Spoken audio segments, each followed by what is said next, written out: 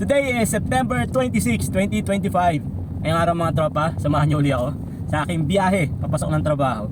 So nagkotse na naman tayo kahit na wala tayong panggas. Kasi may bagyo. So kanina pa ulan ng ulan dito sa bayan ng Cabuyao, Laguna. So ayoko na baka sakali, ayoko na magdalawang isip pa. Tumigil yung ulan, pero makulimlim, madilim. So sabi ko, kotse na lang ako. Kahit na wala tayong panggas. Kahit na mababawasan na naman yung kita natin ng 500 pesos para magpagas dito sa kotse natin. Woo! So anyway, eto na, papasok na tayo ng trabaho. Medyo maaga tayo umalis ng bahay. Iba yung bilis kapag sasakyan o kotse compared sa motor. Kasi pag kotse, hindi tayo makakasingit-singit. Dito kasi sa Cabuyao, medyo traffic dito. So mas advisable na nakamotor para pwede kang sumingit-singit. Unlike pag nakakotse tayo, pag traffic talaga. So ngayon, medyo mabagal yung nasa harap natin. May e-bike siguro or tricycle. Pero malaga, hindi tayo malilate kasi maaga pa. Time check, ano pa lang, alauna pa lang. So 15 minutes pa lang yung nakakalipas. So kwentuhan lang tayo ulit mga tropa. Actually may for delivery ako ng laruan sa JNT, kaso hindi nga natuloy kanina. Paalis na ako, biglang umulan. Magmumotor lang dapat tayo, kaso hindi natuloy. So sabi ko doon sa page, sabi ko postponed yung delivery natin today. May apat akong for delivery dapat, kaso kinancel ko. Sinabi ko due to heavy rain. Kasi kung magkukotse tayo papunta doon, naranasan ko na kasi na traffic ako doon sa Barangay Banlik. Medyo matraffic kasi doon, lugar na yan. Tapos ang hirap ng parking. So uso dito yung clamping yung pag illegal park ka, clamp ka na lang. So magkano ang penalty nun. So yun yung iniiwasan ko. So ingat na ingat ako kapag magde-deliver ako doon. Tapos wala akong kasama, so walang may iwan sa loob ng sasakyan. So wala tayong ligtas kapag nahuli tayo. Unlike kapag may kasama ka, diba, kasama ko si Mrs., pinapaupo ko yun sa driver side. Tapos para pag sinilip, hindi tayo matitikitan ng illegal parking. Pwede tayo magdahilan na saglit lang naman tayo. Ang hirap kasi ipaliwanag diba? May mga kasi sarado yung isip. Na kahit sabihin mo saglit lang tayo, wala naman tayong choice kung saan magpa-parking. Kasi wala namang allotted na parking yung mga tindahan dito So tabing kalsada lang. So no choice tayo. Kaya ganon, hirap ako mag-deliver kapag sasakyan yung gamit, lalo na kapag umuulan. So pasensya na po sa mga customer na mga binibenta ni Tonton. Meron ako isang customer, medyo matagal niya na inaantay yung mga laruan niya. Reseller din yon. Kaya naiintindihan ko rin na maya't maya inakamusta niya yung parcel niya.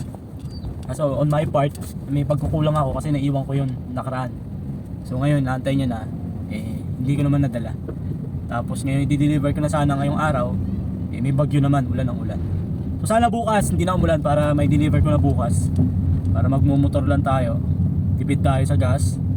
Tapos hindi tayo malilate, tapos wala tayong problema sa parking. Pasensya na mga tropa. Sana naiintindihan nyo. So humingi po ako ng paumanhin. Okay, malapit na tayo. Tingnan nyo, dumidilim na. Ang dilim na, alauna lang ang tanghali, pero tingnan nyo, sobrang dilim na. Ibig sabihin, bubuhos to anytime.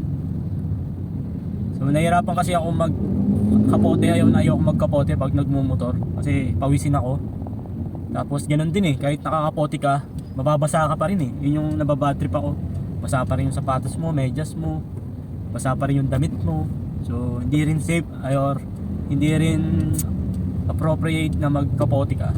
Hindi ko lang alam kung yung iba yung magagandang kapote. Mumurahin lang kasi yung kapote ko Overtake na tayo na e-bike. Yan. Wala tayong magagawa pag may e-bike sa harap natin. Talagang babagal tayo. Pero given na yun mga tropa. So lawakan na lang natin yung pangunawa natin. Pero syempre overtake tayo. Pero tingin-tingin muna bago mo-overtake. Naranasan ko na yun, pag overtake yung bulaga ako. May kasalubong na pala ako. Woohoo!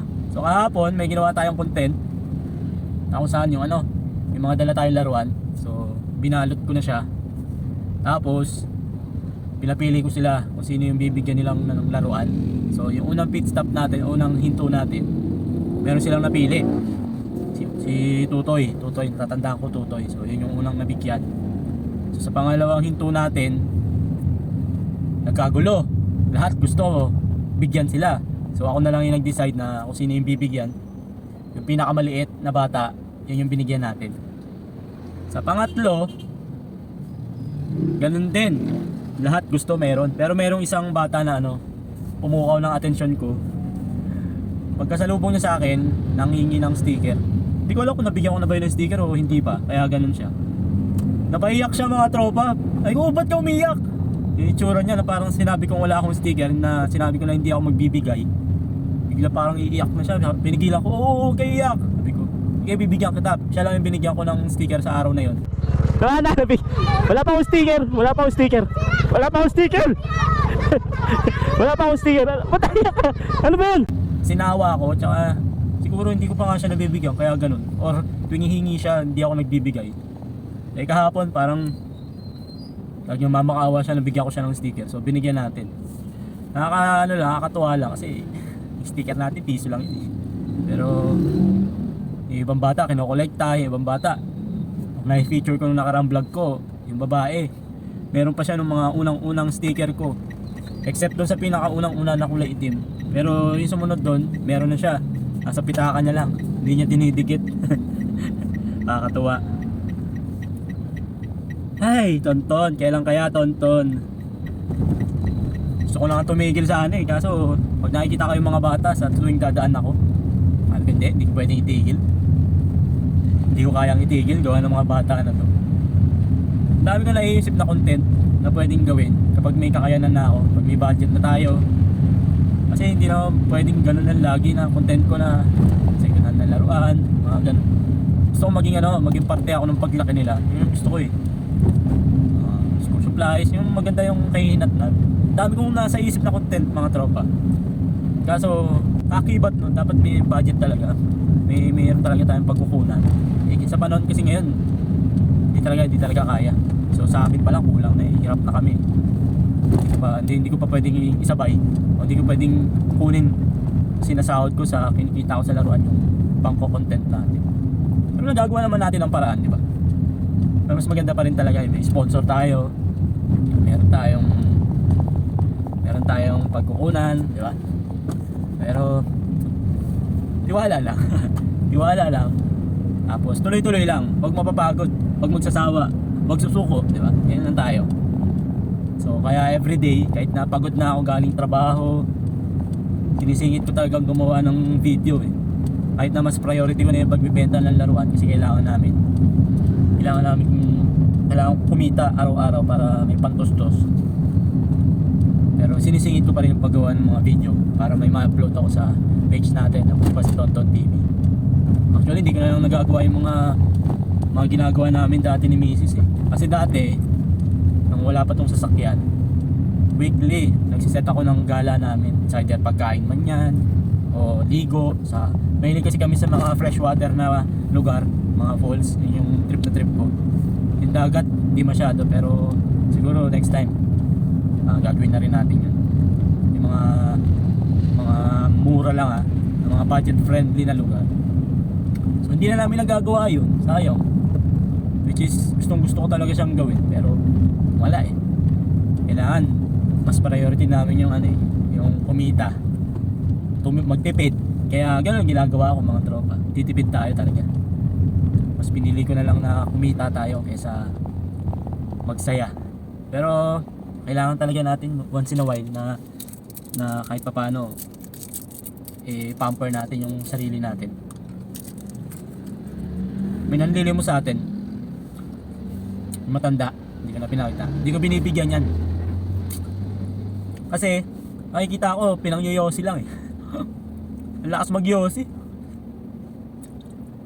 Kada makikita ko dyan nagyoyosi, pag pauwi ako nagyoyosi. Mas gusto ko pa rin talagang bigyan yung lumalaban ng patas. Yung mga nagtitinda, gumagawa ng paraan para kumita, hindi aasa sa panlilimos. Kaya yung mga tropa dyan, yung mga makakapanood dito, kapag merong nagbebenta, nakita nyo hirap naman, huwag nyo nang tawaran. Kung ano yung presyo nya, yun na yun. Diba? Sa SM nga, puta, mahal-mahal, di tayo tumatawad eh. Di tayo humingi ng discount. Tapos yung mga nagbebenta ng walis, nagbebenta ng mga kakanin, mga prutas, tapos tinatawaran pa natin. Hindi natin tawaran, tulong na natin sa kanila yun. Kasi minsan mga Pilipino, kung sino pa yung kailangan tulungan, yung pa yung binabarat eh. Grabe. Nakikwento ko lang. Ako ano lang naman, sa akin lang naman yun mga tropa. Hindi ko naman sinasabing gawin yun. Observasyon ko lang yun. Kasi yun napapansin ko sa Pilipino eh. Kung napapanood ko si Malupiton, makukulit yung content nun. Pero ano yung galing eh. Meron siyang content tungkol dun sa nagtitinda siya. Tapos tinatawaran pa. Galing, sa pool. Sa pool yung mga Pilipino dun. 5 piso na nga lang yung kanya, tapos tatawaran pa. Hula na lang, ibigay na lang, hingin na lang.